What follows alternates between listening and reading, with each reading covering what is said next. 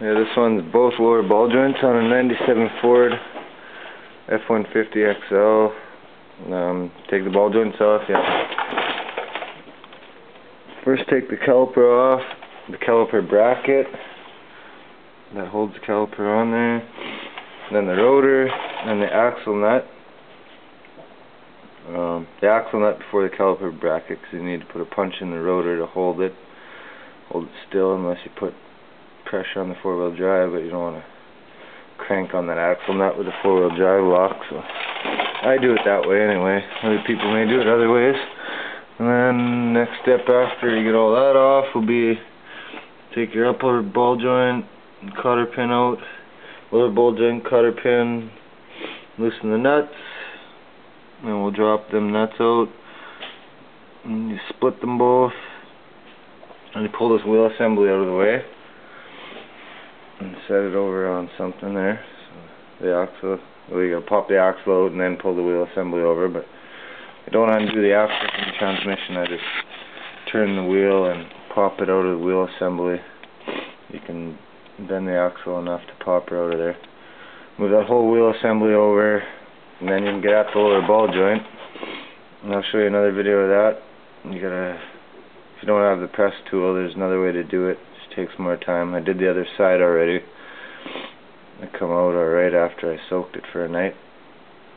Yeah, and I haven't made a video for a while, so I'm just showing you guys what I was up to, if it matters. Next I gotta do is rocker panels both sides, and cab extension panels both sides. I've already done both rear wheel brake cylinders, emergency brake cables, one hub on one side, wheel bearing on the driver's side front, lower ball joint driver's side front, now lower ball joint passenger side front, and new pads put back on and a rotor, and the mechanical of it's done. The rest will be body work. Hopefully plan on having this done by tonight or tomorrow night at the latest. Well, the panels will be here till Monday, but the actual mechanical I want to have tonight, tomorrow night at the latest. And then body panels will be here Monday. Hopefully I can have that finished by Wednesday. Do it in the evenings after work. And then I got a Chevy extended cab extension panels to do also. So keep me busy on the side for this week anyway. And yeah, Ford's kind of rusty bag of shit, but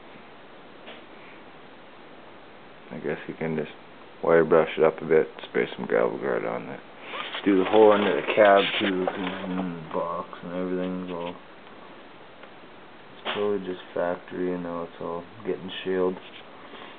Clean that up, make it look pretty for another year or so anyway, and I'm sure this truck will need more work by then. I'm not doing the body work all the way around. I'm just gonna gravel guard it up to the first body line there as it is right now, and after I change those panels and clean that up, re-gravel guard it all, freshen it up a bit, and get it through another winter. I gotta put a tailgate wind gate on. It's minor. Just drill some holes and rivet on the clips and then put the wind gate on. It's pretty easy. Build the bracket for the control box underneath the box here. I don't know, it's four-wheel drive control or what the hell, some electronical box. It's hanging there by tie straps. Built some L brackets out of some heavy aluminum and screw them to the box ribs and to the outer casing of the electronical box there, and that should hold a lot longer than tie straps. I fucking hate Fords working on them, but whatever. Could do the stabilizer lengths also, but they're not too bad. I mean, they're not split rubbers yet. They're pretty pushed down and squished. We'll see what happens. I might even do them. I feel up to it. It's not part of the job I estimated the money for, so I'll ask him first and tack it on. Looks like he's got a Moog tie rod here, so leaking grease pretty good. Maybe that'll be another job you'll want to do. You can get a replacement for nothing on that. You just charge them labor, and inner tie rod could be done too, it looks like. I don't know if that's Moog or factory or economy or what the hell, but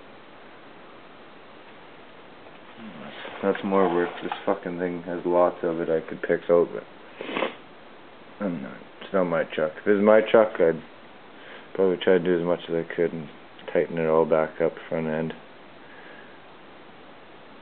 97, we might get another couple of years out of it, and then something else is going to be going wrong. So, probably love the Fords, but Fords love the rust. I understand they're heavy duty trucks and whatnot, but I don't know, I've been brought up on Chev. They like the rust too, but I like to take care of the rust. So it works out for me. Yeah, so no diss really on a Ford, just a different set of rules for working on the motherfucker, I guess. But it's always you can always figure it.